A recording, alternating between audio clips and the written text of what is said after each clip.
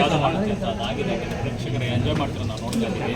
So ಆ ಒಂದು ಕಾಲದ ಒಂದು ನಾಟಕವನ್ನು ಹೇಗೆ ನಡೆಸಿದ್ರೆ ತುಂಬ ಅಚ್ಚುಕಟ್ಟಾಗಿ ತೋರಿಸ್ಕೊಂಡಿದ್ವಿ. ಎಷ್ಟು ಖುಷಿ ಇದೆ ನಿಮ್ಮ?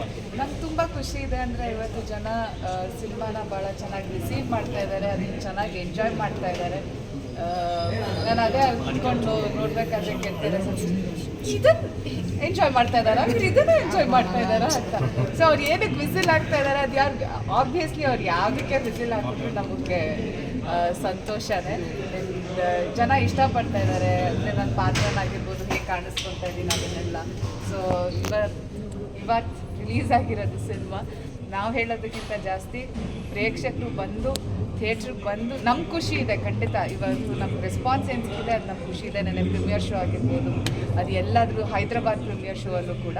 ಸೊ ಇನ್ನು ಮುಂದೆ ಪ್ರೇಕ್ಷಕರು ಬರಬೇಕು. ಆಗಲೇ ಈಗ ಹೇಳ್ತಾ ಇದ್ರು ವರ್ಧನ್ ಸರ್, ಅರಸೀಕೆರೆ ಹಾಗೆ ಸಿದ್ಧಲಿಂಗೇಶ್ವರ ಅಲ್ಲೆಲ್ಲ ಶೋಸ್ ಫುಲ್ ಆಗ್ತಾ ಇದೆ ಅಂತ. ಸೊ ಅದನ್ನು ಯಾವುದೇ ಚಿತ್ರತಂಡಕ್ಕೆ ಆ ವಿಷಯ ಕೇಳಿದಾಗ ನಾವು ಆ್ಯಕ್ಟರ್ಸ್ ಆಗಿ ಆ್ಯಂಡ್ ಚಿತ್ರತಂಡಕ್ಕಾಗ್ಬೋದು ಅದು ಒಂದು ಗೆಲುವು, ಅದು ಒಂದು ಖುಷಿ.